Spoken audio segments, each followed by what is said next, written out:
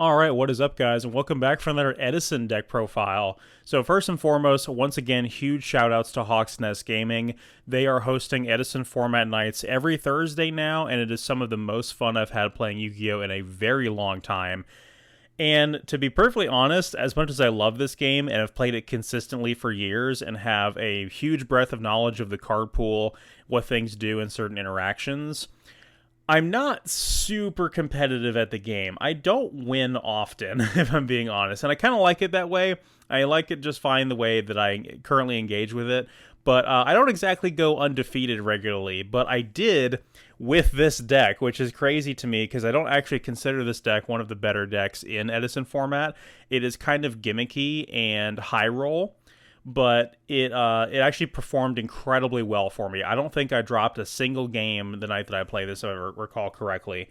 So this is what is colloquially referred to as Disaster Dragon, which is a dragon-based deck that abuses the, at the time, recently printed Red Eyes Darkness Metal Dragon to spam out a bunch of really powerful dragon monsters and have larger body, bigger beaters than anything else that was available in the format. This deck did not have any tops or any, representation at the historical SJC Edison, but it was a very popular deck because when you think about dragons historically throughout the game's history, they've always been like the coolest monsters in the game and the ones that always appealed the most to, kids and casual fans, but they were always super high roll, super cost inefficient, super high investment, difficult to summon, and never really worth it. So they were never really playable. I think the only really playable dragons prior to this has been Chaos Emperor, Judgment Dragon, and Dark Arm Dragon, and that's been it. So the addition of Red Eyes Darkness Metal Dragon into the game made it to where these type of gimmicky dragon decks that would abuse him would be the bread and butter of kids or new people getting into the game. And while at this point in the game's history for me, back in the day, I was learning competitive play around this time, and this actually was a deck I played very heavily back in early 2010 when Edison format takes place, but my old version of it was not quite this good. I didn't have access to the card pool that I have now, nor did I have the modern deck building sensibilities that I have now, so this one is much better than that one, but there are some of the same cards that I do play, and the overall objective and play style of this deck is the same. I'm just a lot more skilled, a lot more mindful of resource management and tempo than I was back then, and just overall a lot smarter at playing the game. So this deck did very well for me, and we're going to go ahead and get into it. So of course we have the 3 Red Eyes Darkness Metal, and this is not the original printing, it's the super rare from the Absolute Power Force special editions, but this is the exact same playset of Darkness Metal I have played since back then, and they're still in perfect condition, and I played these a lot back in the day, and I love this card. It's one of my favorite cards in the game, and like I said, it enables all these dragon decks because you can summon it practically for free. It helps you swarm the field by getting additional dragons out from the hand or graveyard, and it is a soft once per turn, so you have multiple copies in hand. You can summon multiple copies, you just can't summon one off of the effect of the other one. And if it gets cleared off the field and you call the Haunted or something like that to bring it back, its effect is live again because it's a soft once per turn as it was before they did the errata. And this card is just insanely overpowered, but you can be punished for overextending in this deck, and you just have to be mindful of that. But yeah, this thing is bigger than everything else in the format just on his own. He clears Monarchs, he clears Stardust Dragons, Machina Fortress, Elemental Hero Absolute Zero, though you still have to deal with the board wipe. And the only thing he trades even with Dark Arm Dragon as well. The only thing he doesn't clear is Judgment Dragon, and that's a unlikely scenario. It's one monster that's bigger than him, so incredibly strong. We play the 3 Wyverns, which is actually a terrible card. I only played the 2 back in the day, which is why I have the 2 supers and the 1 common from the Legendary Collection Season 1. And this card is not very good. What it is a normal summonable dragon with a decent attack stat that can be banished to summon Darkness Metal. And then it does have that ability to recur Darkness Metal with Graveyard effect, although the conditions for setting that up are pretty bad. If you send it to the graveyard off of Future Fusion, you can trigger that revival effect later in the game when it suits you in a more advantageous way to recur some card advantage and get a larger body back on the field. So we play it out of necessity, but it's objectively not very good and would be power creeped out of other dragon decks very quickly. We play the 3 Mass Dragon. This is the tutor monster, the searcher for dragons, similar to Mystic Tomato or Giant Rat or things like that, but for types, it's for dragons.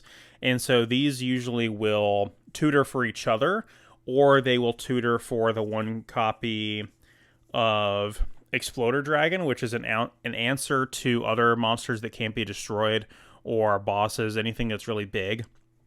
So if your opponent has a large board and is attacking into you, clearing these Mass Dragons, they will be forced to answer this Exploder Dragon, or they will lose their prominent beater. And then they can also float into 1 of 2 copies of Totem Dragon.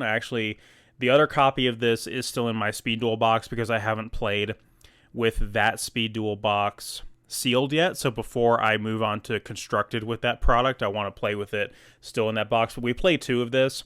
This was such a perfect reprint to come out of that Speed Duel box as well, because this card was expensive before then. But this is the original copy I've had from back in the day, and I played it back then. It can be 2 tributes for the tribute summon of a dragon monster, which does come up, especially if your opponent has Royal Oppression on the field, or if you're locked out of special summoning in any kind of way. You can just hard tribute this for a Darkness Metal, and it does come up. And then the fact that it recurs itself from your graveyard once can be really important. You send this off of Future Fusion as well, and it's almost like a better one-time use Treeborn Frog, although not quite as versatile as that card. The other dragons we play is 3 of the Quackimiro Drago. And so this is actually, this 1 card kind of makes this deck almost like a anti-meta call for Edison format, because this card is such a hard counter to a lot of the other strategies in the format. So it completely shuts off Lightsworn, Blackwing, and zombies. And it's big. It's got 1900, which can only be cleared by like Cyber Dragon. The Flameveil Fire Dog or any of the Lightsworn monsters or anything like that cannot clear this guy. And his condition to keep him on the field is practically free. You just reveal a dragon in hand. So if you have Darkness Metal and maybe another monster plus this guy, you really do lock your opponent out of the game. And even just the normal summon of this guy can be similar in potency to summoning like a Thunder King Ryo, which is another powerful card from this format. So historically, I only had 1 of these, and I played it in the side deck. But this is objectively a 3x main deck card that I just didn't have access to back in the day, and that's one of the big differences between the historical list and my current list. We're on 2 Prime Material Dragons.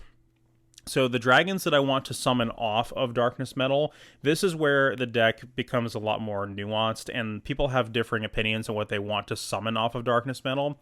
Generally, you don't want to run a lot of high-level dragons because you don't want to brick on them. But the ones that you do summon off of him, you want them to be extremely powerful. So this one is awesome because it is a single tribute. It's essentially a monarch if it has to be. And so it's not as much of a brick as 2 tribute dragons you could summon off of Darkness Metal. But it has protection from destruction by being able to discard a card, which can protect your established board if you committed a lot of resources to that board. And it inverts burn damage, which means you cannot lose to burn strategies. Not that there are many burn strategies in Edison format, but I just find that interaction very funny. This card, along with Darkness Metal, would come back for the Chaos Dragon deck I played in 2012 as well. And the final dragon we play is the 1 White Knight Dragon. Look at that secret rare there. Again, this is a beater. It has targeting protection from spells and traps, which is huge. And so it's the biggest beater we play. It clears everything else in the format, and it's better than playing something like Blue Eyes in the slot because it does have a decent effect that has, targeting protection and stuff like that. So as far as the big dragons we summon off of Darkness Metal, it's just those 3, and I don't play any other bricks in the deck or anything like that. On to the spells and traps. We've got 3 Upstart in this format because We need consistency. We need to be able to unbrick our hand, and we don't care about giving our opponent the extra life because everything we summon is just so big. We've got three of one of my favorite cards of all time. I keep talking about it. 3 Book of Moon. It's so incredibly good. There's a lot of cards that this answers, and again, if you ever run into something that threatens your Darkness Metal, like maybe another Exploder Dragon or a Neospatian Grand Mole or a Blackwing that will theoretically have a Kalute dropped from hand, or a Lightsworn that will have an Honest dropped from hand, like anything that threatens your guys, this can be used. And I think this card is just, it's perfect going first, it's perfect going second. It's so incredibly versatile. And the best card in this deck is the one Pre-Errata Future Fusion. So most people know already what you do with this. You reveal the copy of 5-Headed Dragon in your extra deck, and you Foolish Burial for 5. It's basically a legal copy of like Painful Choice in this format. It is insane. It's one of the things that makes the deck powerful. And so you're able to get a Darkness Metal in the graveyard where you have easier access to it, send a Wyvern to set up the revival of that Darkness Metal later, send the Totem Dragon to revive the Totem Dragon off of its own effect, and send your beaters, your Prime Material, and your White Knight Dragons so you don't draw into them as bricks. So it's just incredible. And the 5-Headed rarely ever hits the field, but there actually was one duel last week where it absolutely hit the field and it won a game. Any card would have done it, but it was very funny that was the card that ended up dealing the lethal damage. We play the one Gold Sarcophagus because we can either add the Darkness Metal or add the Future Fusion off of this, so I think it's worth it. We have a lot of very powerful going second back row removal cards, the 3 most powerful ones in this format, which are all at 1 and then would be varying degrees of banned after this format. Of course, Cold Wave is absurd because your opponent can't respond to it. I think I won at least 1 or 2 games off of this. Obviously, we know Heavy Storm can be punished because of Starlight Road and things like that in the format. And then True Nade is absurdly busted because it clears all of your opponent's battle traps and puts cards in your hand you might be able to use later. You can recycle your own Call of the Haunted and stuff like that. You can get Royal Oppression off of your field if you're worried about your opponent using it, because both players can pay the cost for Oppression to each use it. So True Nade is insane for that reason. And then the last spell is an MST just for more backer removal. We do play quite a lot of traps here because there's a lot of situations where we are forcing ourselves into a grind game to just kind of trade 1-for-1 with our opponent's monsters with Mass Dragon and the Quackimero Drago and the Wyvern. So we play some battle traps. We've got the classic staples, the Mirror Force and the 2D prisons, even though I still say that they are not that great in this format. Torrential, of course, is awesome. Call of the Haunted is awesome in this deck because we don't play Treeborn Frogs, so we don't have to worry about that. And being able to revive a Darkness Metal is like a 2-for-1 because the Darkness Metal also brings something back because it's a soft once per turn. We are on Oppression in this deck. I know I wasn't main decking Oppression in my other Edison decks I've talked about so far. We've got Solemn, we've got Starlight Road because we definitely lose to board wipes, so we don't want like a Black Rose Dragon or Absolute Zero coming in. And then we've got 2 Bottomless. And I actually was able to, the only time I summoned a Synchro Monster that night was off of Starlight Road because I had it already set the turn before and I crashed into my opponent's Absolute Zero to proc its effect and then just activated this. It was great. I'm main decking Oppression here because if you strategically activate it when you're already in a winning position, it's pretty much game over because if you already have the Darkness Metal and like a Prime Material or something like that on the field, and then you flip this up, it's just like how Vanities was later in the game's history, where it's that much more powerful when you're already in a winning position and you have already done your special summoning, and then your opponent can't, so it's like one-sided. It's kind of how Imperial Order and Anti-Spell were, as well, where it's like, oh, well, Anti-Spell doesn't do anything if I activate on my opponent's turn after I've already played all my spells on my turn, right? So, yeah, I don't think I would change anything about the list so far. I think I just have to play it more. The extra deck is unbelievably standard, and we don't really summon any of these synchros, but we've got the Armory Arm, we've got the Cataster, we've got the Goyo, we've got the Brio, we've got the Flame Veil we cannot pronounce, we've got the X-Saber Bellum, we've got the Black Rose, which I really need to replace with an Ultra Rare one to make this look more consistent. I've got the Thought Ruler, I've got 2 Stardusts, I've got the card that I unlike a reasonable amount. We've got Colossal Fighter, we've got Mistworm, and we've got Fortress Dragon in addition to the 5-headed dragon that I already showed off. So, yeah, we don't need synchros that badly. We just want the option to go into them if we happen to take control of an opponent's tuner, because we actually do not main deck any tuners, although there are 1 or 2 dragon tuners that are okay, but they wouldn't really serve that much of a purpose here. So the side deck, I really considered a lot of going second cards that would be good for clearing off my opponent's monsters if I needed to do a big aggro push for game, and that ended up coming up a lot because there was one of the decks I faced, a deck I never faced before in Edison format, which is a water control deck, and it plays Barrier Statue, and it plays this Ice Barrier adjacent monster, which can't be destroyed by battle. And at one point, there was like 3 copies of it on the field. So I actually did a really crazy play where I like activated Darkness Metal's effect, summoning Totem Dragon from hand, activating my own Torrential, clearing the board, all 3 copies of it, and then activating Call of the Haunted, summoning back the Darkness Metal, activating Darkness Metal, summoning back the Prime Material or whatever, and then attacking for game. But side deck has a lot of cards in there for that. So we've got the 1 Mind Control and the 1 Brain Control to get problematic monsters off of our opponent's field so we can attack for game. Stuff that can't be destroyed by battle, or, you know, Spirit Reaper, or something that I don't want to crash into because of other effects, you know, your DD Warrior Ladies, your Exploder Dragons, and stuff like that. That's what these are for. And then the 1 Lightning Vortex. So this card is decent in Edison format. I have never been a fan of this card. Even back in the day, I just did not... I thought that this was just major copium. It was just a bad Regeki. But it is the perfect side deck card.